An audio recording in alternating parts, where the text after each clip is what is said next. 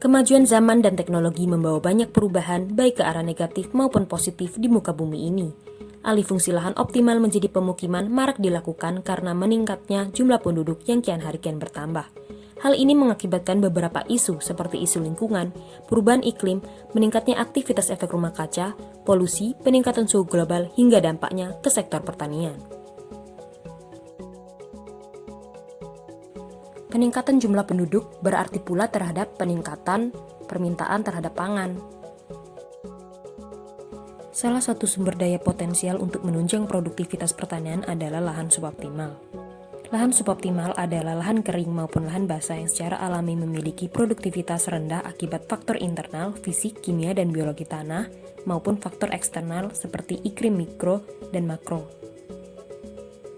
Karakteristik lahan suboptimal yang pertama adalah lahan kering masam, yaitu lahan kering yang mempunyai reaksi tanah masam dengan pH di bawah 5. Lahan kering masam ini dijumpai pada ordo tanah yang telah mengalami perkembangan tanah lanjut atau tanah muda atau tanah baru berkembang. Yang kedua adalah lahan kering iklim kering, yaitu lahan kering yang termasuk pada iklim kering dengan jumlah curah hujan di bawah 2000 mm per tahun dengan bulan kering lebih dari 7 bulan. Yang ketiga adalah lahan rawa pasang surut, yaitu lahan rawa yang dipengaruhi oleh pasang surut air laut, terletak dekat pantai, sebagian besar berupa tanah mineral, dan sebagian lagi berupa lahan gambut. Keempat adalah lahan rawa lebak, yaitu lahan rawa yang tidak terpengaruh oleh pasang surut, tetapi dipengaruhi oleh sungai yang sangat besar dan dominan, yaitu berupa banjir besar secara periodik minimal 3 bulan yang mengenangi wilayahnya setinggi 50 cm. Terakhir adalah lahan gambut, yaitu lahan yang terbentuk dari bahan organik dengan kandungan C organik lebih dari 12% berat jika kandungan liat 0% atau lebih dari 18% berat jika kandungan liat 60% atau lebih, dengan kedalaman lebih dari 60 cm. Menurut klasifikasi tanah dikelompokkan sebagai tanah organik atau histosol atau organosol. Sebaran lahan suboptimal di Indonesia dibagi menjadi dua, yaitu lahan kering dan lahan basah. Lahan basah dibagi menjadi lahan rawa pasang surut 11 juta hektar, lebak 9,2 juta hektar, dan gambut 14,9 juta hektar. Untuk lahan kering dibagi menjadi masam 108,8 juta hektar, dan masam 20,9 juta hektar, dan lahan kering iklim kering 13,3 juta hektar.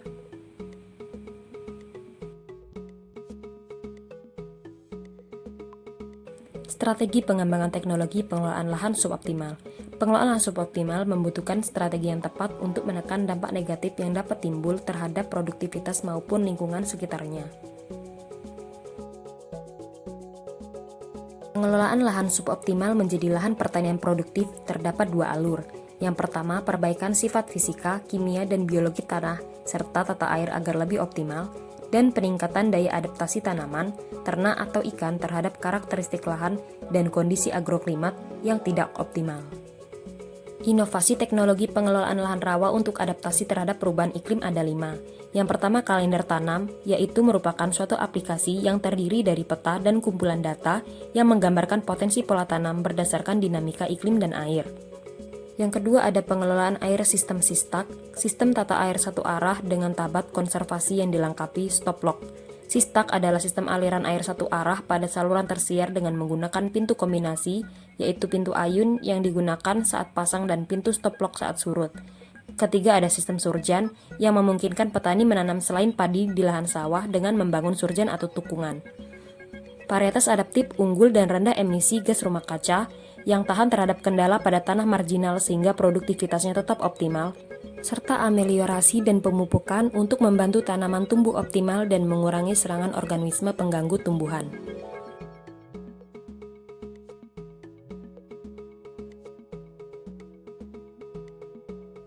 Tantangan pengelolaan lahan suboptimal yang pertama adalah persiapan lahan dan penggunaan varietas unggul belum dilakukan dengan baik. Belum terlaksananya integrasi dengan budidaya ternak seperti itik, kerbau, dan ikan, sehingga produktivitas lahan suboptimal masih rendah.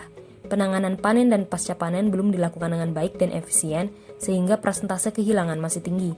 Aksesibilitas yang rendah akibat prasarana transportasi yang belum tersedia dan dalam kondisi buruk juga menjadi tantangan pengelolaan lahan suboptimal. Kawasan lahan suboptimal perlu dilestarikan dan dikelola dengan baik agar dapat menjadikannya kawasan lumbung pangan namun tetap lestari. Terima kasih sudah menyimak videonya, stay safe dan sampai jumpa.